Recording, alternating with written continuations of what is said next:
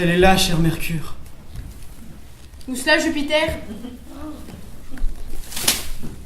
Tu vois la fenêtre éclairée, dont la brise remue le voile? Alcmène est là. Ne bouge point. Dans quelques minutes, tu pourras peut-être voir passer son ombre.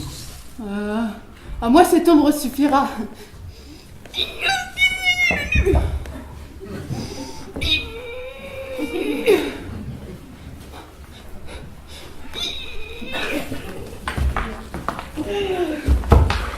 Mais je vous admire, Jupiter, quand vous aimez une mortelle, de renoncer à vos privilèges divins et de perdre une nuit au milieu de cactus, de sapins et de ronces. Alors que, de vos yeux habituels, vous pourriez si facilement percer les murs de sa chambre pour ne point parler de son linge. Et toucher son corps de mains invisibles pour elle. Et l'enlacer d'une étreinte qu'elle ne sentirait pas. Le vent aime ainsi, il n'en est pas moins autant que vous. L'un des principes de la fécondité. Tu ne connais rien à l'amour terrestre, Mercure. Regarde, vite. Je vois, c'est son ombre. Non. C'est d'elle ce que ce tissu peut prendre de plus irréel, de plus impalpable. C'est l'ombre de son ombre. Tiens, la silhouette se coupe en deux. C'était deux personnes enlacées. Ce n'est pas du fils de Jupiter que cette ombre était grosse, mais simplement de son mari, car c'est lui, enfin je l'espère pour vous, ce géant qui s'approche, qui embrasse son corps.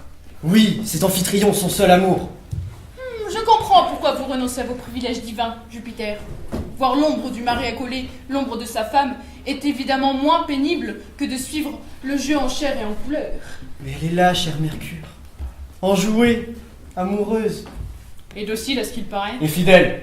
Mais fidèle au mari ou fidèle à elle-même? C'est là la question.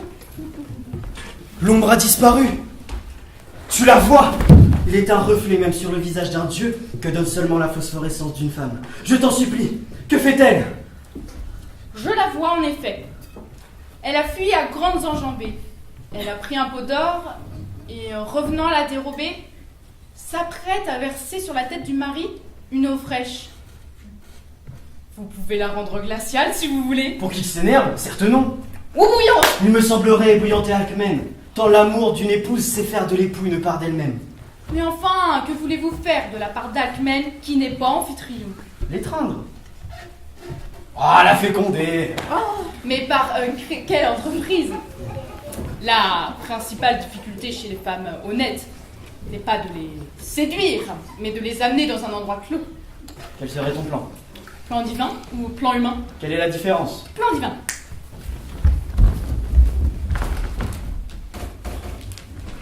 Alors, l'élever jusqu'à nous, l'étendre sur des nuées, puis, après quelques instants, lui laisser reprendre, lourde d'un héros, sa pesanteur.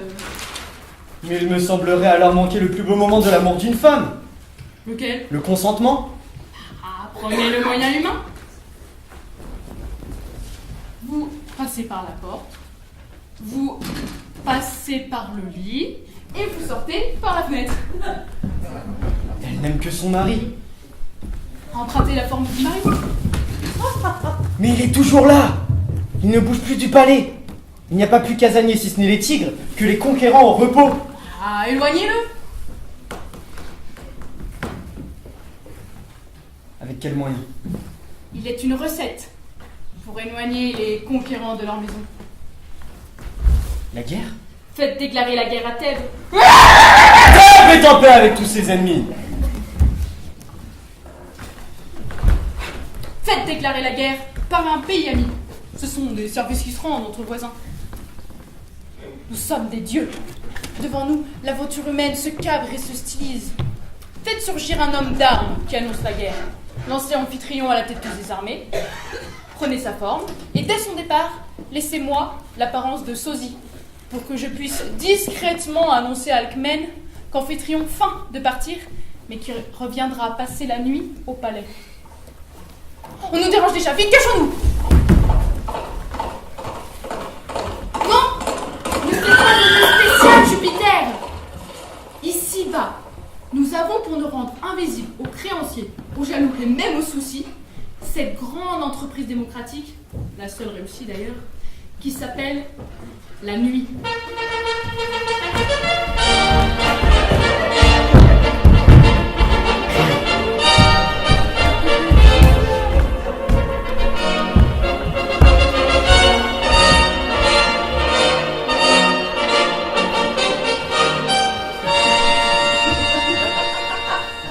Il s'agit de quoi?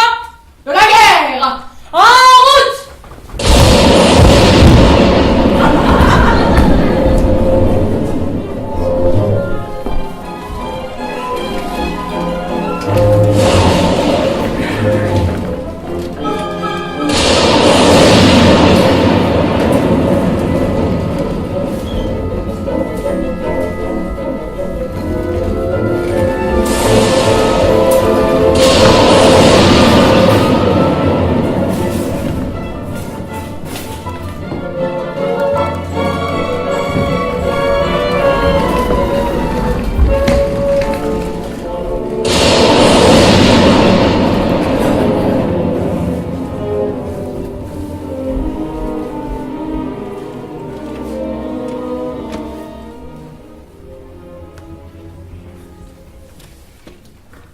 Je t'aime, Amphitryon.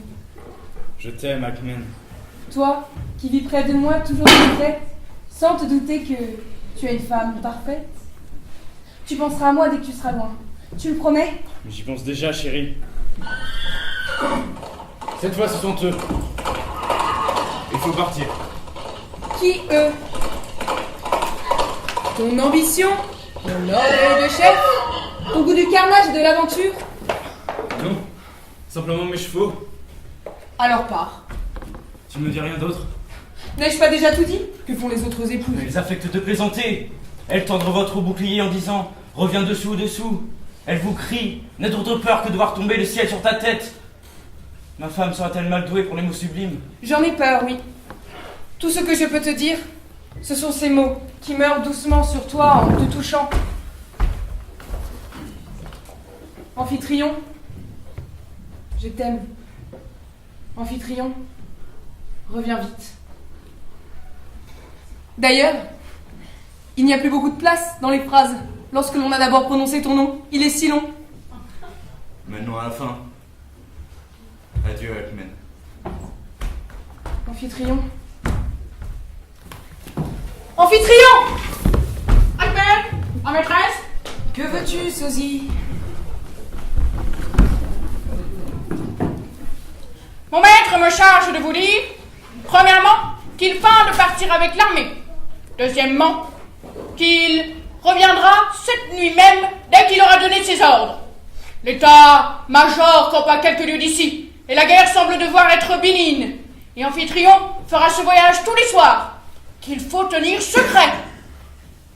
Je ne te comprends pas, sosie. Mon maître me charge de vous dire... Que tu es bête, sosie. Comme tu sais peu ce que doit être le secret, il faut feindre de l'ignorer ou de ne pas l'entendre dès qu'on le connaît. Très bien, maîtresse. D'ailleurs, vraiment, je n'ai pas compris un mot de ce que tu disais. Il faut veiller, princesse, et attendre mon maître, car il me charge de vous dire que... Tais-toi, sosie. Je vais dormir.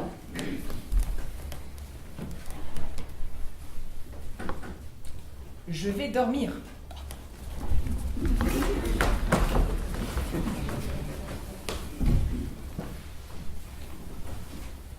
Eh, psst, psst. Jupiter, vous les avez entendus? Comment ça, Jupiter? Je suis Amphitryon. Ne croyez pas m'y tromper? On devine le dieu à 20 pas. Mais c'est la copie exacte de ses vêtements. Il s'agit bien de vêtements. D'ailleurs, vous vous trompez. Regardez-les. Vous sortez des ronces et non, aucune éraflure. Ce sont des vêtements éternels. Je suis sûre qu'ils sont imperméables, qu'ils ne déteignent pas. Ce sont là les vrais miracles d'une bonne ménagère comme Alcmène. Elle ne s'y trompera pas. Il fera nuit, Mercure.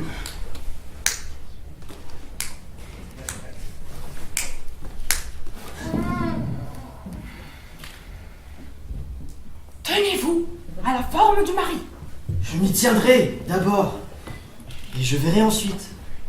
car tu ne saurais croire, Mercure, les surprises que réserve une femme fidèle. Tu sais que j'aime exclusivement les femmes fidèles.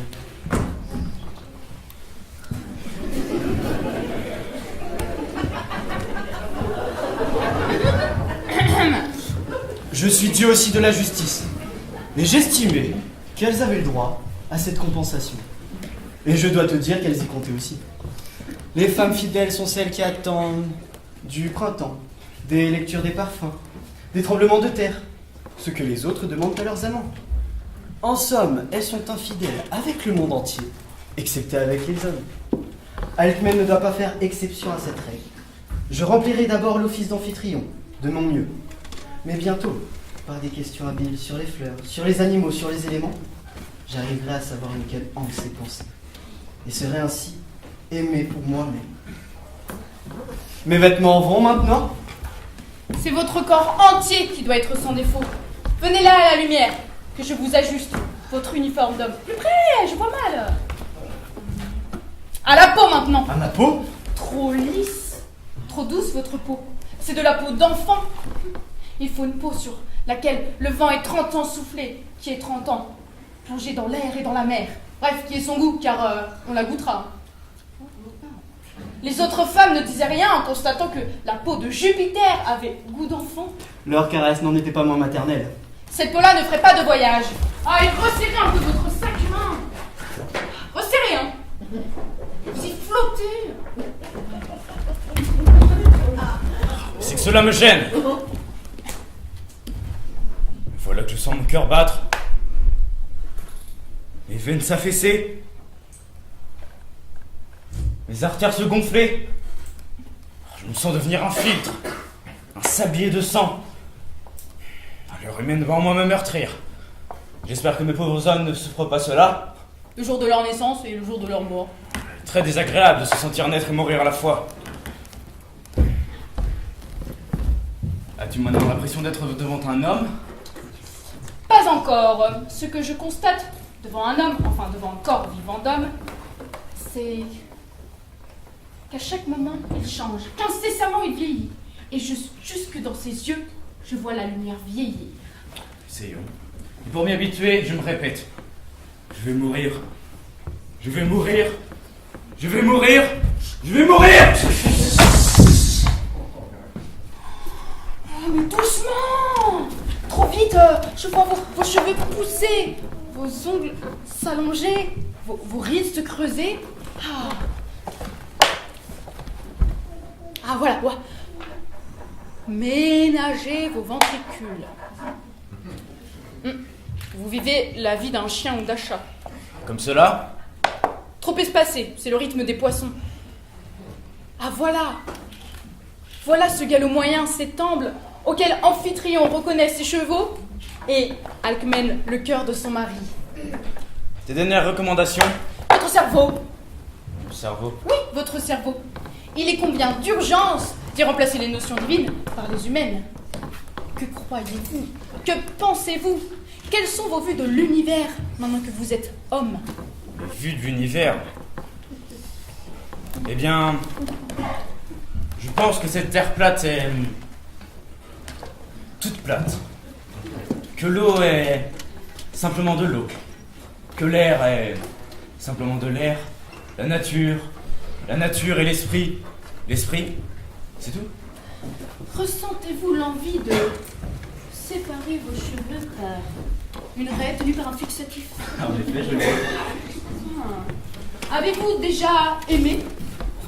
Moi, aimer. Et je n'ai jamais aimé personne. Je n'ai jamais aimé qu'Alcmène. Et ce ciel, qu'en pensez-vous? Ce ciel. Eh bien, je pense qu'il est à moi. Et beaucoup plus depuis que je suis mortel que lorsque j'étais Jupiter. Et ce système solaire, je pense qu'il est bien petit. Et la Terre immense. Et je me sens soudain plus beau qu'Apollon, plus brave et plus capable d'exploits amoureux que Mars. Et pour la première fois, je me crois, je me vois, je me sens vraiment maître des dieux. Vous voilà homme. Allez-y.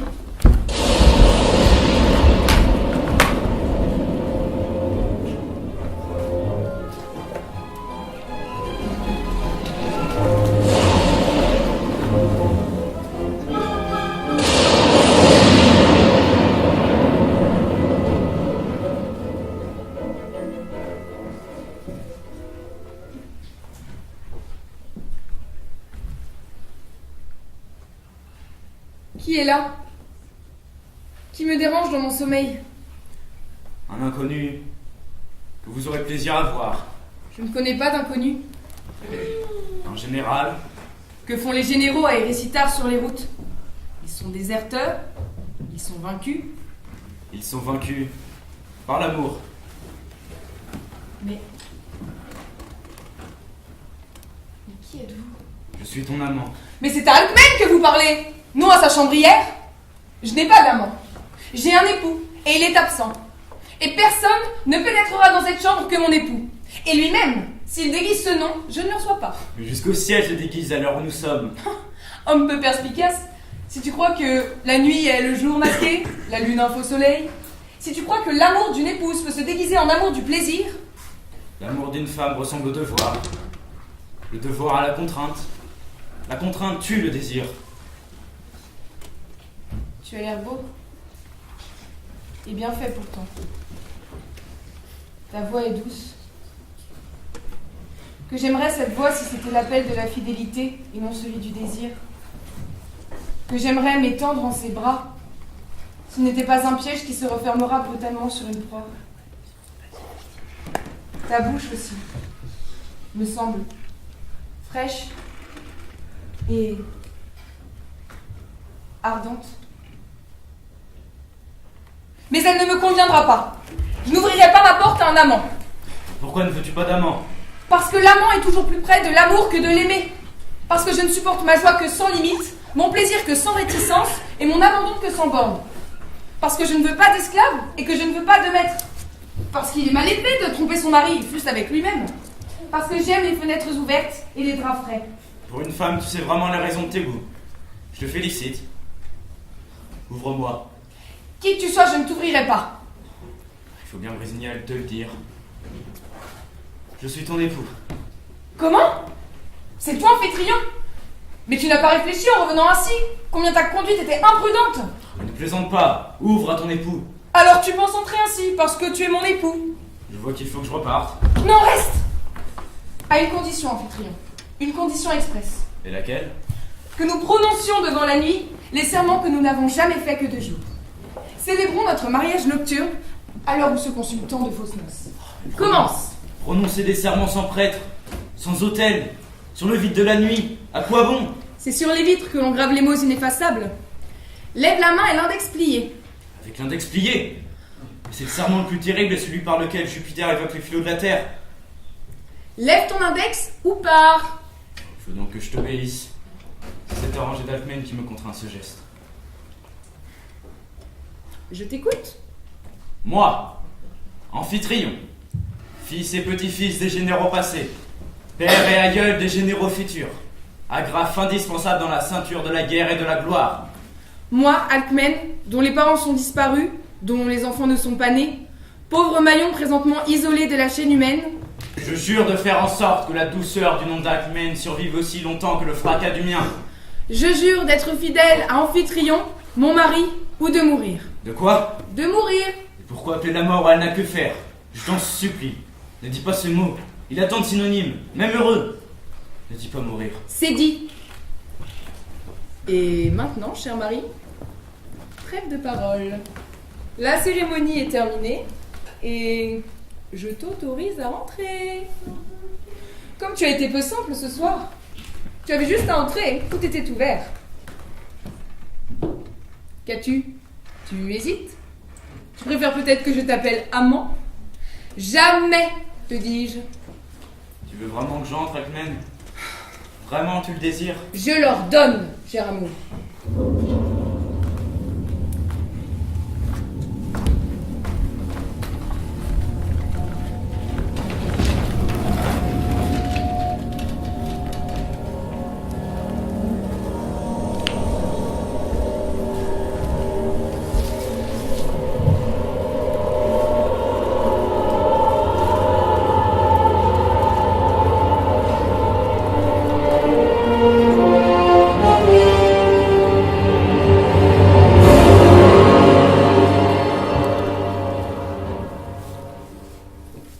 Ainsi posté devant la chambre d'Alcmène, j'ai perçu un doux silence, une douce résistance. Une douce lutte. Alcmène porte en soi maintenant le jeune demi-dieu. Mais auprès d'aucune maîtresse, Jupiter ne s'est ainsi attardé. Oh, il est vraiment l'heure que je réveille mon maître, car il déteste être pressé pendant son départ. Sûrement il tiendra, comme avec tous ses amis, dans les propos de Sodolie, à révéler à Alcmène qu'il est Jupiter, pour jouir de sa surprise et de sa fierté. J'ai d'ailleurs suggéré à Amphitryon de venir surprendre sa femme à l'aurore. C'est une prévenance qu'on lui doit, et j'éviterai ainsi tout équivoque. Il sera le premier témoin et garant de l'aventure. À cette heure, notre général se met secrètement en route, au galop de son cheval. Il sera là avant 1 heure au palais. Soleil, viens me montrer tes rayons, pour que je puisse choisir celui qui embrassera ces ténèbres.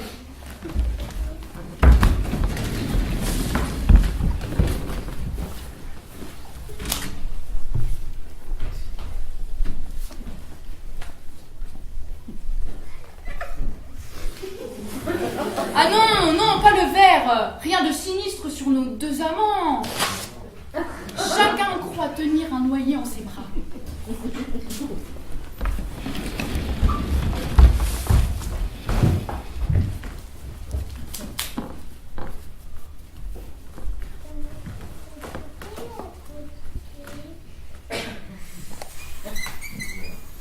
Ah non, pas le bleu. Cette couleur, elle hérite l'essence. Gardons-la pour ce soir.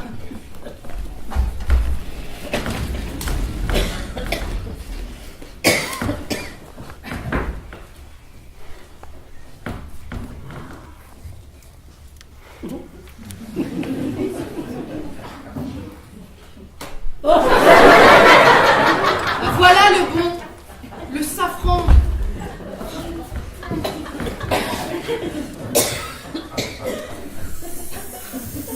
Aucune couleur comme lui ne révèle la fadeur de la peau humaine. Vas-y, soleil, brille!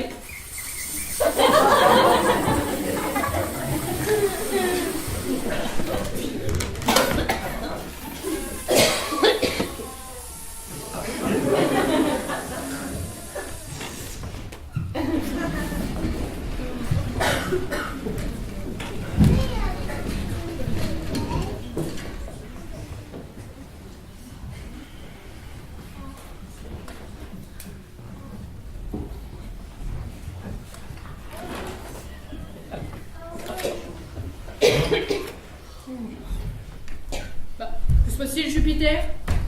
Je m'attendais à vous voir sortir de cette chambre dans votre gloire, comme avec toutes les autres. Je crois que j'éprouve l'amour. Oh, moi je m'y perds. Moi j'ai rempli mon rôle. Le monde sait et l'univers sait que vous coucherez dans le lit d'Alcmène ce soir. Que puis-je faire d'autre? Oui, que j'y couche vraiment. Il ne s'agit plus d'Hercule. L'affaire Hercule est close, heureusement. Il s'agit de moi. Il faut que tu vois Alcmène, que tu la prépares à ma visite, que tu la dépeignes de mon amour. Mais je te préviens, je ne quitte pas cette ville avant qu'elle ne se soit étendue de bon gré en mon honneur. Je suis là de cette union de livrée.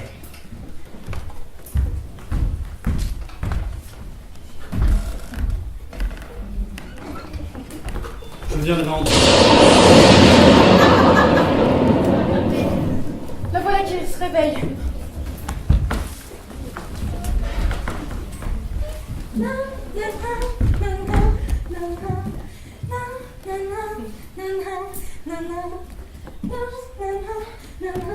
Mais tu m'as l'air bien agitée, Éclissée. J'apporte des tournesols, maîtresse. Ses fleurs préférées. Préférée de qui? Non, je préfère les roses. Vous oseriez orner cette chambre de roses en ce jour? Et pourquoi pas? On m'a toujours dit que Jupiter déteste les roses. Mais après tout, vous avez raison de traiter les dieux comme de simples hommes. Cela les dresse. Je prépare le grand voile rouge? Le grand voile, certes non. Le voile de l'encens. Oh, que vous êtes habile! Que vous avez raison de donner au palais l'aspect de l'intimité plutôt que l'éclat des fêtes. Votre mari aussi va être très fier et très heureux.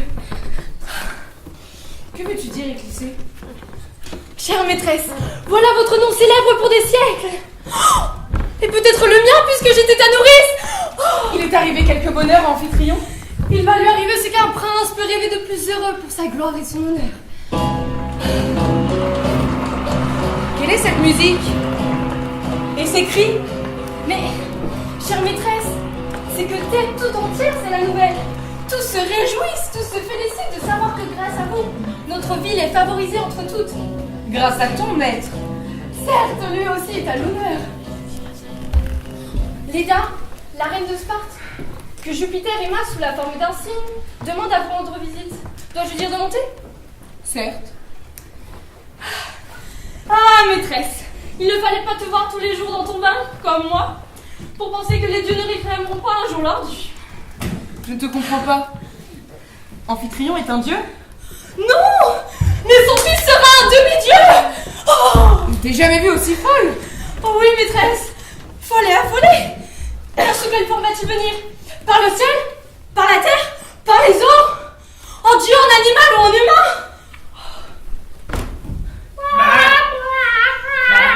Je n'ose plus chasser les oiseaux. Il est peut-être en ce moment même un des leurs. Oh, je tremble. Un courant d'air m'agite. C'est en ceci que Jupiter aujourd'hui a été le plus habile. Chacun de ses êtres et chacun de ses mouvements peut être pris pour un dieu. Oh, regarde qui entre là par la fenêtre. Mais tu ne vois pas que c'est une abeille? Mais enfin, chasse-la! C'est tellement non. C'est elle. Mais c'est lui, veux-je dire lui. En elle, en amont. Ne bougez pas, maîtresse, je vous en supplie. Salut abeille divine, nous te devinons. Mais s'approche de moi, à l'aide! Oh, que tu es belle en te gardant ainsi, que Jupiter a raison de te faire danser ce pas de crainte et de jeu. Aucun ne révèle plus ta candeur et tes charmes. Mais je ne peux pas être piquée! Oh, mais oui, sur moi, elle va te piquer. Oh, figure bien aimée, laisse-toi piquer. Laisse-la se poser sur ta joue. Oh, c'est sûrement lui. Il tire sa poitrine. Ciel! Qu'as-tu fait?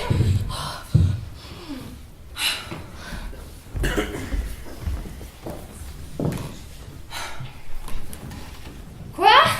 Pas de foudre? Pas d'éclair? Enfin, Marseille qui nous a fait toutes ces peurs! Mais tu m'expliques! Oui, j'ai glissé! Je reviens, maîtresse, je vais chercher les gars.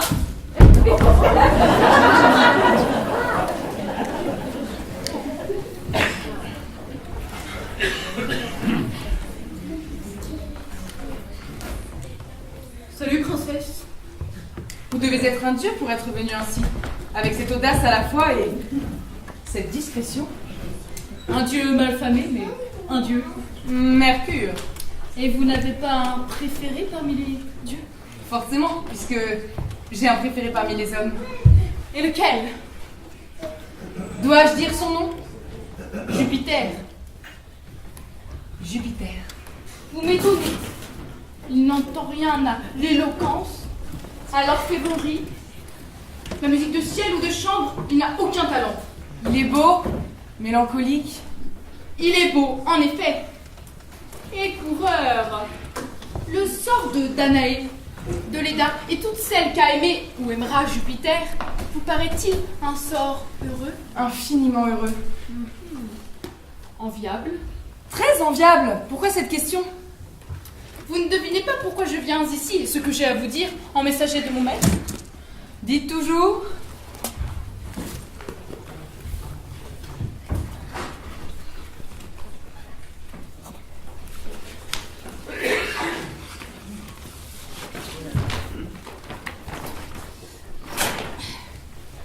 Qu'il vous aime.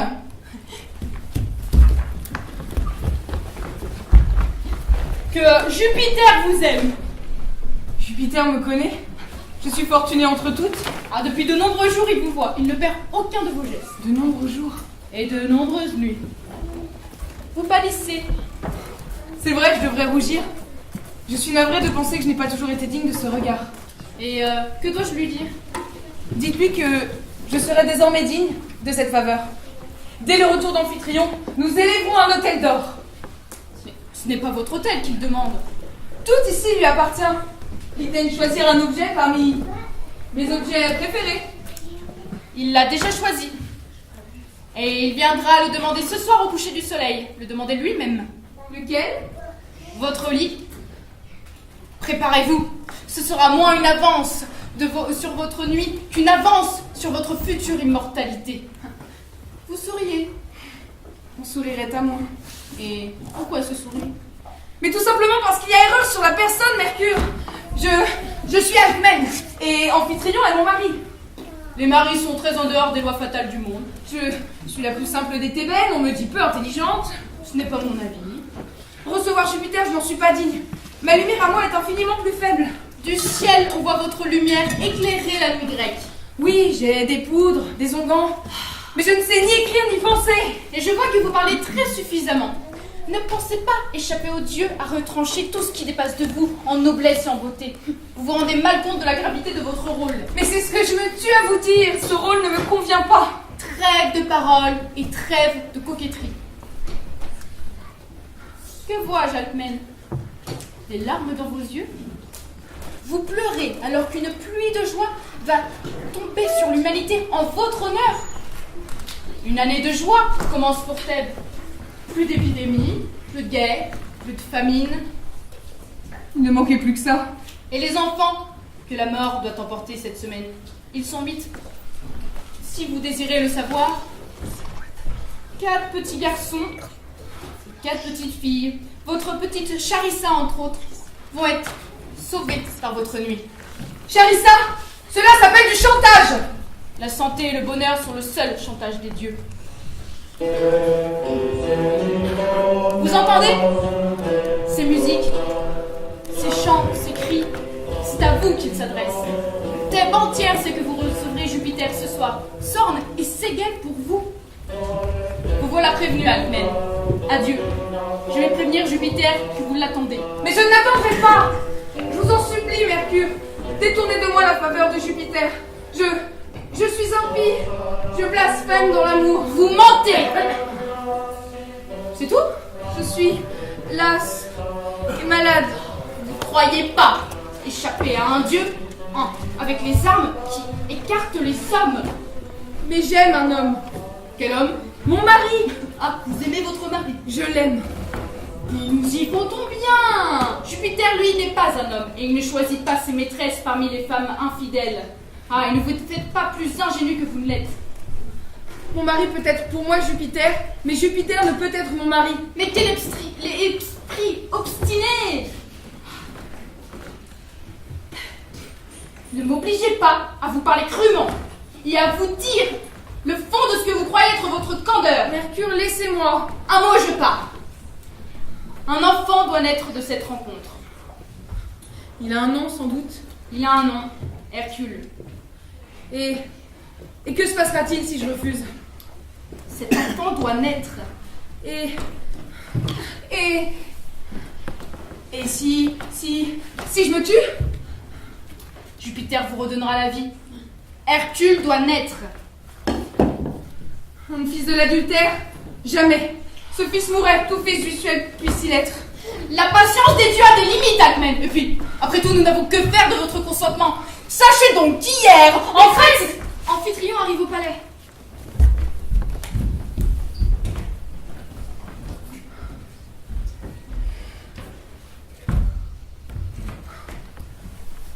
Qu'allons-nous faire, Amphitryon? À quelle heure doit-il être là? Dans quelques minutes, Célas. Au lever du soleil. Au coucher du soleil. Tu as un projet? J'ai ma voix, ma parole, Alcmène. Je persuaderai Jupiter. Je le convaincrai. Pauvre ami, prends-moi dans tes bras, étreins-moi. Et embrasse-moi en pleine lumière, qu'il voit quelle être unique forme de époux.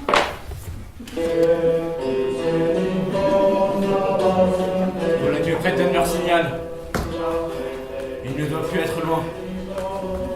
Nous disons-nous adieu devant lui ou maintenant, Alcmène. Il faut tout prévoir. Adieu, Amphitryon. J'aurais pourtant bien aimé voir avec toi l'âge venir. Voir ton dos se voûter. Si tu le veux bien, Amphitryon, goûtons ensemble quelques minutes de cette vieillesse. La mort peut venir. Quelle mémoire sûre nous avons de ce temps éloigné. Et ce matin, Alcmène, où je revins à l'aube de la guerre pour t'étreindre dans l'ombre, te le rappelles-tu? À l'aube? Non, Crépuscule, tu veux dire?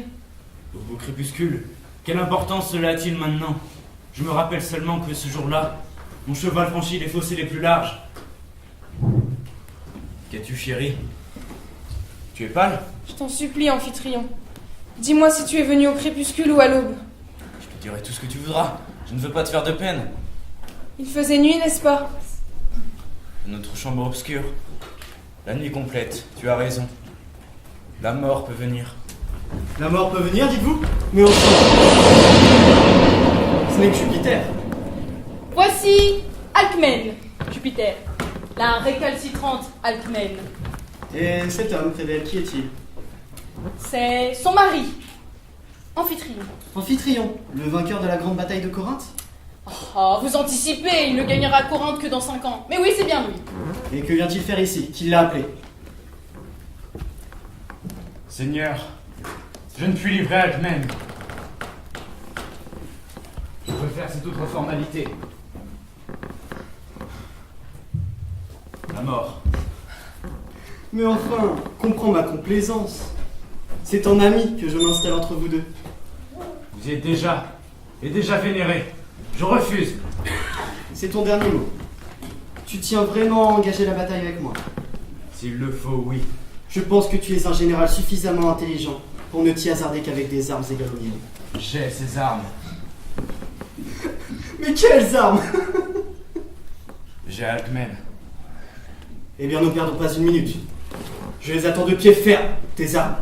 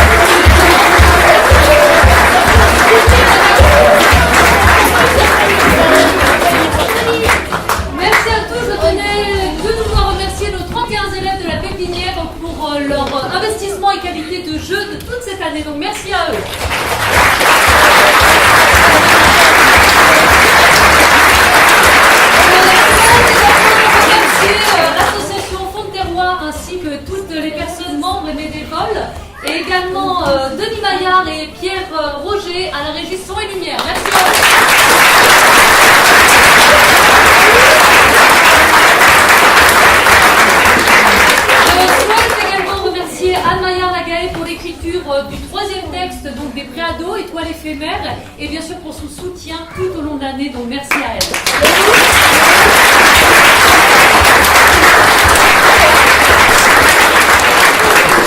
Merci à Chloé Charbonneau pour la confection de l'affiche. Merci également à Jean-François Castel pour la prise d'image et de son et de lumière pour ce soir. Donc merci à toi Jean-François.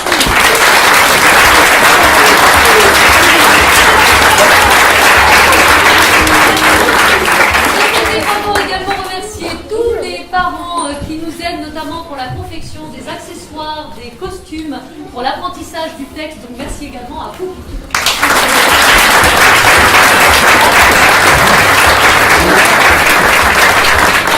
Une information spéciale premier bilan le mercredi 27 juin de 16h30 à 18h donc au Petit Théâtre, où nous ferons donc un bilan de cette année. Nous pourrons revisionner donc, le DVD qui sera prêt à ce moment-là. Donc n'hésitez pas à noter ces dates, on vous les rendra bien sûr. Et tous, vous êtes bien sûr conviés aux prochains événements de la compagnie Cosnay, et notamment à noter dans vos agendas le prochain spectacle qui se déroulera près de chez vous, donc dans le cadre de Ferme en Scène, à Soudan. Et ce sera donc au GEC de la ministrerie. Ce sera Coup de Tampon, donc c'est la nouvelle création de la compagnie Cosnay, donc n'hésitez pas à venir nombreux.